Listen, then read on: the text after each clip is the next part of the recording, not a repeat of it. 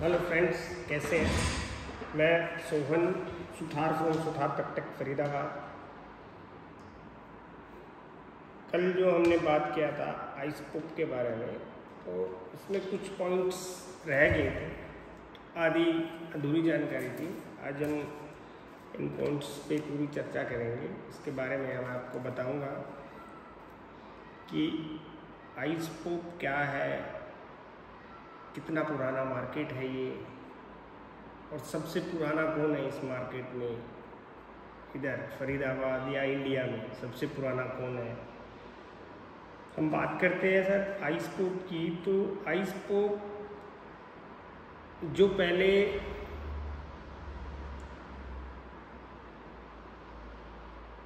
Pepsi चलती थी बच्चों की, जो 1 रुपए की आइटम चलती थी, आज भी वो चलती है, लेकिन सेम उसी तरह ये उस पेप्सी का एक लेटेस्ट वर्जन है, AI वर्जन मान लीजिए।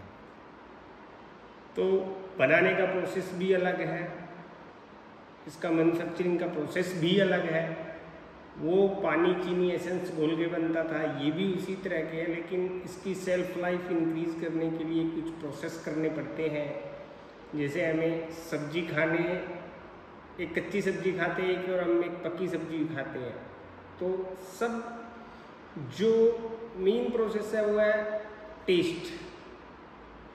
क्योंकि आप टेस्ट के लिए आप 500 किलोमीटर भी दूर जा सकते हो सिर्फ अपनी टेस्ट के लिए। कई बार क्या होता है कि आपको पराठा बड़ा अच्छा लगता है और वो पराठा बनाता है 100 किलोमीटर दूर, तो जब पुराने यार दोस्त इकट्ठे होते हैं तो वो 100 किलोमीटर भी बड़े नज़दीक लगता है, और वहाँ का टेस्ट का, वहाँ का जायका वो चख के आया रहता है। तो सेम ये भी इसी तरह ही है, पेप्सिकल भी, आइस पॉप भी ये सेम है। इसमें भी बहुत वेरिएंस टाइप के फ्लेवर होते हैं। अब वो फ्लेवर कौन से हैं, मिनिमम 4 से 5 फ्लेवर आप निकाल सकते हो इसके अंदर, जो अमूमन चलते हैं। मैंगो हो गया, स्ट्रॉबेरी हो गया, ग्रेप्स हो गया, लेमन हो गया, और मैनी मोर। एरिया वाइज अलग अलग टेस्ट अलग अलग जगह का रहता है।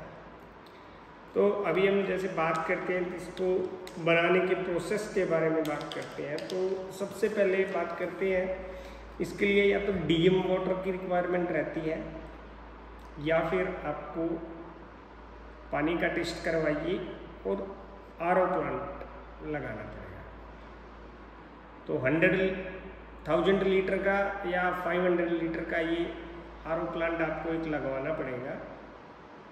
उसका जो चेक करने का क्या होता है, वो आपको चेक करवाना पड़ेगा। pH लेवल होता है वो, उसका चेक करवाना पड़ेगा। उसके बाद में आपको 304 के SS के टैंक चाहिएंगे, 3 टैंक, जो शुगर को डिजोल्व करेंगे, मतलब शुगर को घोलने के लिए। RO प्लांट से 500 लीटर पानी लिया, अगर आप 500 लीटर कैपेसिटी का अगर आपके पास प्लांट है, तो 500 लीटर के अंदर आपका 200 kg आपकी चीनी पड़ेगी उसके अंदर। इतना तो है मेरे को ध्यान थोड़ा बहुत, वो मैं आपको बता देता हूँ, पूरा नहीं, पूरा होगा तो वो भी बता देता हूँ मैं। तो आपको पहले RO के बाद में 3 टैंक हमें चाहिए, डिजॉल्विंग टैंक चाहिए जिसमें हम चीनी को घोलेंगे। उसके बाद में अब चीनी घुल गई है, लेकिन चीनी भी इसके अंदर ना एक ग्रेड वाली चीनी यूज होती है, जो चीनी के काफ़ी सारे ग्रेड्स हैं, लेकिन जो अमूमन पेप्सी में और कोक में या इस तरह के जो प्रोडक्ट्स में जो चीनी यूज होती है, जो शुगर यूज होती है, वो मोस्टली S31 शुगर यूज होती है, और SS31 भी शुगर यूज होती है। उसका मिठास का टेस्ट भी अलग होता है और कम में ज़्यादा मीठा होता है। तो उसके बाद में हम इसको स्टीम करेंगे, उसको चीनी को पकाया जाएगा, स्टीम करेंगे उस 500 लीटर पानी को, अब स्टीम करने के लिए ये प्रोसेस एक बाद का है, मैं इससे पहले इसमें बता देता हूँ। डिजॉल्विंग टैंक के बाद में आपको जो इस प्रोसेस के लिए क्या क्या मशीनरीज की रिक्वायरमेंट पड़ती है, तो 3 टैंक वो हो गए, 3 डिजॉल्विंग टैंक हो गए, 2 फिल्ट्रेशन टैंक हो गए, उसके बाद में होमोनाइजर है आपका, फिर पॉस्चराइजेशन है, और एक बॉयलर लगेगा जो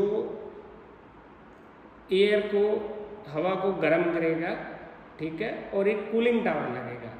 अभी जो हम स्टीम जो पैदा करेगा, स्टीम से हम चीनी को गर्म करेंगे। चीनी को गर्म करने के साथ साथ जो भी आपका प्रोसेस है, जो भी आपको फ्लेवर ऐड करना है, जो उसके अंदर प्रिजर्वेटिव डालने हैं, वो उसके अंदर डालेंगे। फिर वो शुगर का फिल्ट्रेशन होगा, 2 बार शुगर का अलग अलग टैंक से फिल्ट्रेशन होगा। जो कचरा बचेगा या चीनी का जो भी बचता है वो फिर बाहर आएगा। तो ये एक आपके पास परफेक्ट बन के इसको तैयार हो गया। अब इसके बाद में क्या होगा, अब इसमें बैक्टीरिया मारने पड़ेंगे हमें, ताकि लाइफ उसकी ज़्यादा हो सके। अगर आप वैसे ही करोगे तो इसकी कोई लाइफ नहीं होगी, ये 2-3 दिन बाद में ही ख़राब हो जाएगा। आपका डीप फ्रीज नहीं करोगे तो ये 2-3 दिन बाद में ख़राब हो जाएगा। तो इसकी सेल्फ लाइफ बढ़ाने के लिए अब प्रिजर्वेटिव डालने पड़ेंगे, उसको डाल के पकाना पड़ेगा। एक होमोनाइजर और पाश्चराइजेशन के थ्रू इसका प्रोसेस हमें क्लियर करना पड़ेगा। तो अब पहले होमोनाइजर होगा, उसके बाद में इसको पाश्चराइजेशन करना पड़ेगा 120 डिग्री के टेम्परेचर तक।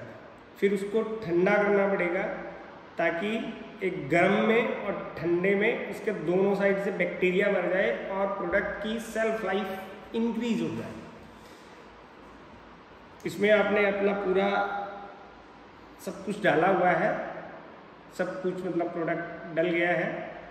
तो अब इसके बाद में बॉयलर का मैंने आपको पहले बताया था। अब बॉयलर की कैपेसिटी भी आपको डिसाइड करना पड़ेगा कि 450 लीटर का लेते हो आप, या 500 लीटर का लेते हो, या 600 लीटर का लेते हो। बॉयलर भी 2 या 3 टाइप के होते हैं। बॉयलर आपका एरिया वाइज डिसाइड होता है कि आपका वुडन फायर वाला बॉयलर लगाना चाहिए। इसकी कॉस्ट सबसे कम आती है वुडन वाले की, क्योंकि लकड़ी अमूमन कहीं भी आपको मिल जाती है, बड़ी कॉस्ट उसकी कम आएगी। इलेक्ट्रिसिटी में आप जाओगे तो बॉयलर का 25 से 30 किलोवाट का बॉयलर का आपका खर्चा आएगा, तो वो काफ़ी हैवी हो जाता है। और डीजल वाला है, डीजल वाला भी आपको सस्ता पड़ता है, वुडन से महंगा पड़ता है, इलेक्ट्रिसिटी से सस्ता पड़ता है।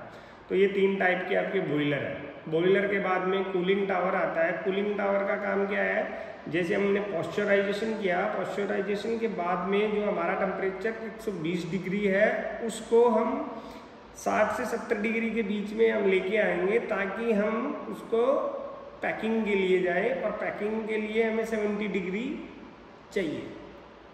तो अभी आपका ये मटेरियल रेडी हो जाएगा। इसके बाद में है हमारा पैकेजिंग का। अब पैकेजिंग के लिए सबसे पहले क्या है, लेमिनेट। अब लेमिनेट भी आपको एक अच्छी क्वालिटी का लेमिनेट यूज होता है इसके अंदर, ताकि आप ये 70 डिग्री के अंदर आप प्रोडक्ट को फिल कर पाएँ, और माइनस में 2 डिग्री या 5 डिग्री या 10 डिग्री। आप कई लोग काफ़ी कमेंट करेंगे कि ये कितने डिग्री तक माइनस में मतलब बर्फ़ जम जाए, ठीक है। और इसकी बर्फ़ भी जो जमती है ना, अमूमन हम जो घर में बर्फ़ जमाते हैं वैसी बर्फ़ नहीं होती, इसका बड़ा सॉफ्टी बर्फ़ होती है, स्पंजी टाइप में होती है। जैसे आपने इसको मुंह में लिया, वो बिल्कुल स्पंज की तरह घुल जाएगा, पूरा प्रोडक्ट आपके मुंह में घुल जाएगा। तो वैसी स्पंजी टाइप में इसका होता है। तो अभी आपने पैकिंग करने के लिए सबसे अच्छा मटेरियल होना चाहिए। अगर वो पैकेजिंग मटेरियल की आपको जानकारी नहीं है तो आप मुझे बताइए, हम आपको वो प्रोविज़न करवा के देंगे, ठीक है। पैकेजिंग का, अब पैकेजिंग होने के बाद में इसकी सेकेंडरी पैकेजिंग होती है, वो ट्रांसपोर्टेशन के लिए या फिर डीप फ्रीज करने के लिए, या उसको हार्डनर बोलते हैं, हार्डनर में लगाने के लिए। अब एक लगाओगे तो आपको बहुत टाइम जाने वाला, टाइम कंज्यूमिंग है। फिर उसका ट्रांसपोर्ट भी करोगे आप तो तब भी आपको प्रॉब्लम आएगी। तो इसका क्या आता है, ये एक सेकेंडरी पैकेजिंग इस तरह का पाउच होता है सेकेंडरी, और इसके अंदर 20 पाउच पैक किए होते हैं और ये यहाँ से सील हो जाएगा। तो इसमें क्या है, जब आप डी फ्रीज करोगे तो इस कंडीशन में आपका डी फ्रीज होगा, तो इसके ऊपर टैब स्टैकिंग होती जाएगी। तो इसमें क्या है, जब आप ट्रांसपोर्टेशन करोगे तो ये पूरा पाउच उठाया और डाल दिया। ये अमूमन 20 पाउच एक के अंदर 20 होते हैं और किसी भी गाड़ी में जाता है तो ये मतलब 2000 के समथिंग जाता है एक गाड़ी के अंदर। तो आपको ट्रांसपोर्टेशन में इजी रहता है और डी फ्रीज हो जाएगा। उसके बाद में आपका थर्ड पैकेजिंग आता है कार्टन। एक इसके लिए ना एक गाड़ी आती है, उस गाड़ी की भी मैं आपको पिक्चर दिखा दूंगा किस तरह की गाड़ी होती है। उसके अंदर एक कैंपर होता है और कैंपर के अंदर ये पाउच आप डाल देते हो, हार्डनर में से निकाल के इस बर्फ़, इसमें अंदर बर्फ़ जमी होती है, तो इसको इधर से काट के और बच्चे ऐसे इसको पीछे से दबाते जाएंगे तो ये बर्फ़ टाइप में निकलेगा, स्पंजी टाइप में, बड़ा टेस्टी रहता है, तो वो खाते जाएंगे। तो वो एक गाड़ी आती है, गाड़ी की मैं पिक्चर शेयर कर दूंगा कि इस टाइप की वो गाड़ी होती है। अब इसको आपको, आपका टारगेट सील्स का है, सील्स कहाँ होगी। अब इसमें ना 2 टाइप की सेल्स होती है, या तो आप इसका डिस्ट्रीब्यूटर नेटवर्क बनाइए, उसके अंदर क्या रहेगा, जितनी आपकी इस पाउच की, जैसे सपोज करो आप कॉस्ट की बात करते हैं कि इसकी कॉस्टिंग क्या आती है, तो ये 2 टाइप से बनता है। एक आपका सिंथेटिक से बनता है, दूसरा पल्प से बनता है। अगर आप पल्प से बनाओगे, ये 70 ml का पाउच है, इसमें कैटेगरी वाइज में, एरिया वाइज में अलग अलग पैक कर रहे हैं। कोई 5 रुपये का भी दे रहा है 50 ml, कोई 10 रुपये का 70 ml दे रहा है, और कोई 10-20 रुपये का 70 ml दे रहा है। इसके जो सबसे पुराना है वो गुरुग्राम में कंपनी है, कंपनी का नाम नहीं लूँगा, बहुत पुरानी कंपनी है ये, कैनेडियन बेस्ड कंपनी है, और इंडिया के अंदर सबसे पहले वही पप्सिकल का बिजनेस लेके आया। वो 20 साल पुरानी कंपनी है और बाकी सभी उसी को देख के ही काम कर रहे हैं, वो आइडल उसी को मानते हैं, ठीक है। तो इसकी जो कॉस्ट आती है, कॉस्ट अमूमन इसके साथ में आती है, इस पाउच की जो कॉस्ट है वो ₹1.80 से लेकर ₹2.35 तक है, डिपेंड करता है इसके अंदर जो मटेरियल आप डालते हो वो किस रेंज का डालते हो, ठीक है। तो इसकी कॉस्टिंग भी आ गई। अब कुछ लोग पूछेंगे कि जी इस पाउच की कॉस्ट क्या आती है। इस पाउच की कॉस्ट तक 44 mm इसकी विड्थ है और 240-250 इसकी लेंथ है। इसकी जो कॉस्टिंग आ रही है वो कॉस्ट आ रही है 37 पैसा। अब इसमें जो 180 ml का आ रहा है उसका 27 पैसा आ रही है। 22 पैसे से 27 पैसे के बीच में इस पाउच की कॉस्टिंग है। पैकेजिंग का, इलेक्ट्रिसिटी का सब कुछ लगा के इसकी कॉस्ट मैंने आपको बताई अप टू ₹2। तो अब आप इसको बेचते हो, सपोज करो 10 रुपये में बेचते हो, आपका कोई डिस्ट्रीब्यूटर नेटवर्क नहीं है और आप खुद मार्केट में करते हो, तो आप अपनी एक अच्छी टीम रखिए, टीम के साथ में वो गाड़ी है और हार्डनर, ये सभी आपको मेंटेन करके रखना पड़ेगा। और उसके बाद में क्या होता है, आप इसको 10 रुपये का बेचते हो, 2 रुपये आपकी कॉस्टिंग है, तो 8 रुपये को डायरेक्ट प्रॉफिट आपका है। उसमें से कितना आप सेल्स पर्सन को दे रहे हो, कितना आप या उनको सैलरी बेस पे रख रहे हो, या फिर उनको सैलरी प्लस कमीशन बेस पे भी रख सकते हो। एक आप डिस्ट्रीब्यूटर नेटवर्क ना बना के आप ऐसे भी आप सेल आउट कर सकते हो। और इसका सबसे अच्छा जो प्लेस है वो बच्चे हैं, ठीक है, स्कूल्स के बच्चे हैं। तो सुबह सुबह का आप सपोज करो 7 बजे से 9 बजे के बीच में जितने भी स्कूल्स है वहाँ का रहता है। उसके बाद में आप दूसरी मार्केट दे सकते हो और फिर 1 से 1:30 या 2 बजे तक आप फिर कैप्चर कर सकते हो स्कूल्स के। तो ये बहुत अच्छी एक मार्केट है इसकी, और आप इस तरह से कर सकते हो। इसमें आप सब डिस्ट्रीब्यूटर और ये भी रख के आप काम कर सकते हो। वो आप पे निर्भर करता है कि आपको कैसे इसको सेल आउट करना है। कॉलेजेस है, वो सब कुछ आप कर सकते हो। इसमें प्रॉफिट का मैंने आपको बताया है कि इतने में ये पड़ेगा और आप सेल कितने में करना है वो भी आपको मैंने बताया है। अगर इस पाउच की अगर हम जैसे अभी लेमिनेट की मैं एक बात और बता देता हूँ साथ साथ। लेमिनेट का अगर हम इसको बनाते हैं तो इसके जो जितने ना आपको नंबर ऑफ कलर्स दिख रहे हैं ना, उतने कलर, जितने आपके कलर है उतने टाइप के आपके सिलेंडर्स मैन्युफैक्चरिंग होंगे। सिलेंडर होता है रोटोग्रेवियर।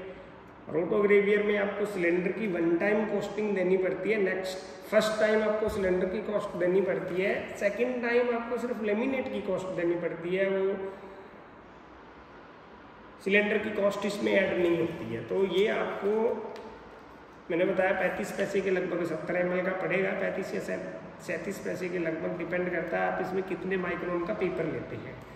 तो इस बारे में अगर आपको कोई मोर इन्फॉर्मेशन रह गई है तो आप मेरे को व्हाट्सएप कर सकते हैं 9999171788 पे। और इस आइसपोक का हम पूरा प्लांट इम्प्लीमेंट करते हैं। Homogeniser, pasteurisation, dissolving tank, RO system, pasteurisation और packaging machine with packing material. और जो गाड़ी कहाँ से मिलेगी वो भी मैं आपको बता सकता हूँ। तो इस प्रोजेक्ट के बारे में अगर कोई इंटरेस्टेड है तो आप मुझे व्हाट्सएप कर सकते हैं 9999171788 पे, या विजिट कर सकते हो आप www.sutharpactech.com पे। और थैंक यू फॉर देखने के लिए, आपका सपोर्ट करने के लिए। अगर आपने मेरा चैनल सब्सक्राइब नहीं किया है तो प्लीज़ जाके मेरा चैनल सब्सक्राइब कीजिए, बहुत अच्छी अच्छी डिटेल्स उसमें दिया हुआ है। और एक बार फिर मैं सभी मेरे फ्रेंड दोस्तों को मैं होली की शुभकामनाएं देता हूँ। होली के त्यौहार पे आप सब कुछ परिवार के साथ एक अच्छे कलर के साथ में खेलिए। आजकल कलर्स भी अच्छे नहीं आ रहे हैं, स्किन्स में बहुत सारी प्रॉब्लम्स क्रिएट कर देते हैं। तो मिलजुल कर आप ये त्यौहार बनाइए। और ये जो बिजनेस है वो भी सीजनेबल बिजनेस है। अगर इस बिज़नेस में आप आना चाहते हो तो मोस्ट वेलकम है आपका। और इसके रिलेवेंट आपको जो भी डिटेल्स चाहिए आप हमें व्हाट्सएप कर सकते हो। थैंक यू बने रहने के लिए और सपोर्ट कीजिए हमें भी। Thank you, thanks for watching Suthar पैक्टेक।